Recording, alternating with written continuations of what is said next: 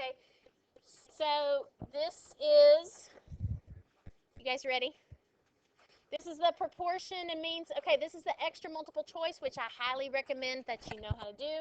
Um, it is pages 47, 44 to 47. Okay, so let's go through a couple of these things, even though you have all of the answer key stuff written out here.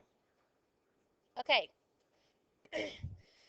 so first of all, you need to understand the anatomy of an interval. And this is your formula chart. And so I want to kind of go quickly through this because it's written, this highlighted part is generic. And that's what's written on your formula chart.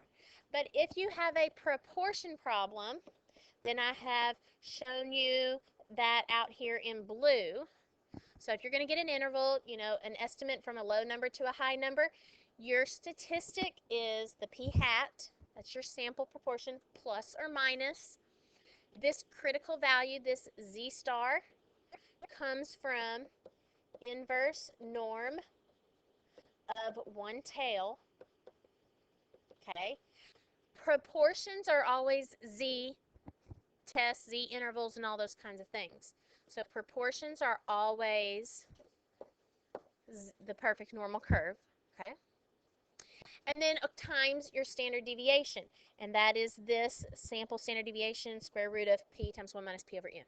Okay, but if you have a mean problem, then I'm going to show you those in red. Means are mostly t distributions because you have more variability if all you have is a sample standard deviation. And I'll go over that in a second. But that is your sample mean plus or minus a critical t value. Now the way you get that critical t value is inverse t of one tail, comma, degrees of freedom. Okay? And then this standard deviation for the mean. Okay, so there's that. Now, when you look at our very first problem, you need to know the formula. This is a mean problem, so see, here it is. Here's our little formula, the mean plus or minus the standard deviation, or the critical value times standard deviation. Standard deviation 130, so that's good here, no here. The rest are good. Over the square root of 16, those are fine, over the square roots of n. Here seems to be the part that is the difference in getting this question correct. And so the way you have to do that is know that based on being 95% confident, how much do you have in one tail? 0.025. So to get this critical value, you need to do inverse t of one tail, comma, 15 degrees of freedom. And again, degrees of freedom is sample size minus 1. Okay, and that's how you get that 213. So therefore, it's D. Okay, so there's that one. Now, number 2 is based on your understanding of the Z and the T curves. Okay, and so I'm going to kind of draw you those real quickly. If this is your perfect normal curve, okay, your perfect normal curve, then how do the T curves compare to that? Okay, they're going to be wider and fatter, more varied, okay, and they do get closer. So say this is a sample size of 3, sample size of 10, sample size of 20. So as the sample size is increasing, my T curve, so as n goes up, the T distribution does what? It gets closer to the Z distribution or the perfect normal curve. Okay? All right. So T curves have more variability. They are still centered around 0.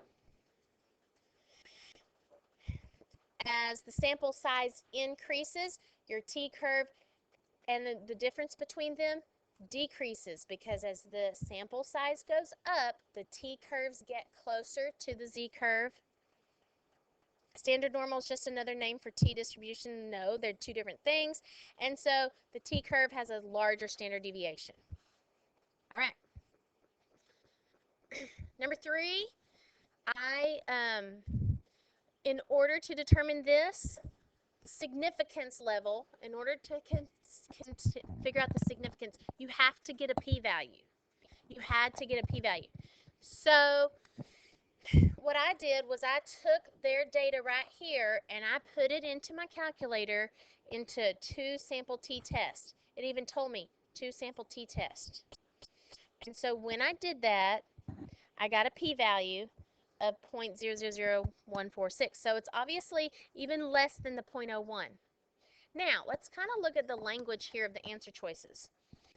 This first one says it's significantly lower at the 0.01 significance level. That means you would reject at an alpha of 0.01. And so you have to determine if that's true. So here, since your p-value is so small, you are rejecting at the 0.01 significance level. So that is true. So A is true. So, but let me go through the other ones with you. B says that you can tell it's significantly lower if alpha is 0.05, you will reject. So you will reject at an alpha of 0.05, but you will not reject at an alpha of 0.01. That is what B is stating.